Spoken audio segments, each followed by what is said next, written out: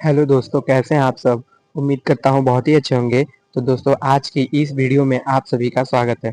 दोस्तों, हमारा जो है क्लास 10th का, ठीक है, क्लास 10th का हिंदी का चैप्टर 3 चल रहा है।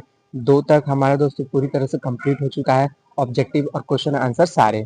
ठीक है दोस्तों, तो आज जो है हम लोग तीसरा चैप्टर का बात करेंगे, यानी कि भारत से हम क्या सीखे।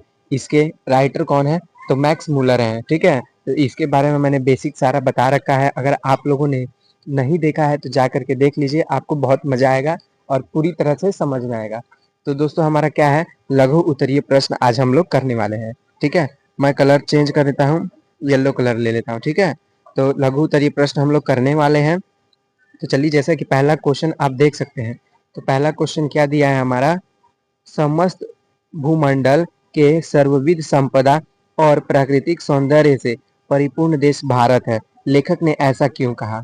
ठीक है, लेखक ने ऐसा क्यों कहा, चलिए देखते हैं। और ये सबको जो है दोस्तों, आपको अपनी भाषा में ही लिखना है। ठीक है दोस्तों, ये सब क्या है, आपको अपनी भाषा में लिखना है।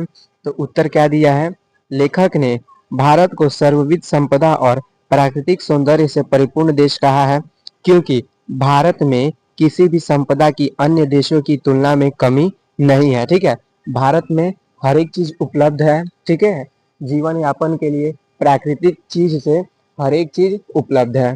ठीक है, आगे दिया है, और भारत का सौंदर्य भी काफी आकर्षक है। ठीक है, यानी कि नेचुरल ब्यूटी आप जिसे कहते हो। यहाँ नदियाँ, पर्वत और एवं हरे भरे खेत लोगों को अपनी ओर आकर्षित करते हैं। ठीक है, यानी कि नेचर का हरियाली, ठीक है, ये सब यहाँ पर क्या है, उपस्थित है। अगला क्या दिया है, दूसरा नंबर क्वेश्चन दिया है दोस्तों, लेखक की दृष्टि में, ठीक है, सच्चे भारत के दर्शन कहाँ हो सकते हैं और क्यों। तो सच्चा भारत का दर्शन कहाँ हो सकता है और किस लिए। ठीक है, तो इसे हम लोग उत्तर देते हैं इसके। चलिए, क्या दिया है, लेखक मैक्स मुलर ने, ठीक है, लेखक मैक्स मुलर के अनुसार सच्चे भारत के दर्शन ग्रामीण इलाके में हो सकते हैं, ना कि मुंबई, दिल्ली, कोलकाता जैसे शहरों में, क्योंकि भारत में असली संस्कृति ग्रामीणों में ही निहित है। ये भी है। और लेकिन दोस्तों, इस समय आप जो देखोगे शहरों में पॉपुलेशन भी ज्यादा है और पॉल्यूशन भी ज्यादा है। इस कारण से वहाँ पे सुंदरता बची ही नहीं है। वहाँ पर जितनी भी सुंदरता हुई है वो आर्टिफिशियल बना है। ठीक है, यानी कि मानव द्वारा बनाई गई है, प्राकृतिक की सौंदर्य नहीं है। ठीक है, और गांव में जो है पक्षियों का चहचहाना, ठीक है, उनका बोलना, हरियाली, ये सब वहाँ पर उपस्थित है। इसलिए जो है मैक्स मुलर क्या कहते हैं, सच्चे भारत का दर्शन कहाँ हो पाता है, तो ग्रामीण इलाकों में ही हो सकता है। अगला दिया है दोस्तों तीसरा नंबर, धर्मों की दृष्टि से भारत का क्या महत्व है।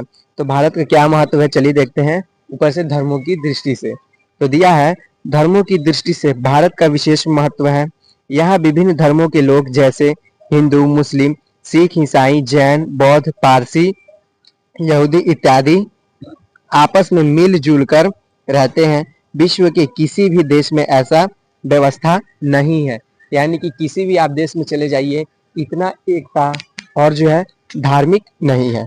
ठीक है, अगला क्या है, अगला दिया है दोस्तों, भारत किस तरह अतीत और सुदूर भविष्य को जोड़ता है, स्पष्ट करें। अब इसका क्या है, चौथा नंबर जो दिया है इसका, भारत अतीत और सुदूर भविष्य को जोड़ता है क्योंकि भारत का इतिहास विश्व के सभी देशों के इतिहास से अच्छा है, जिससे भारत की युवा सीख कर अपने भविष्य को भी उज्जवल बना देता है। और ये सब जो देखने को मिलेगा वो कहाँ मिलेगा, भारत में। बाकी किसी भी देश में आपको ऐसा देखने को नहीं मिलेगा। अगला दिया है, अगला क्या दिया है हमारा पांचवा नंबर, लेखक वास्तविक इतिहास किसे मानता है और क्यों मानता है। तो वास्तविक इतिहास यानी कि रियल हिस्ट्री, ठीक है, तो किसे मानता है, चलिए देखते हैं।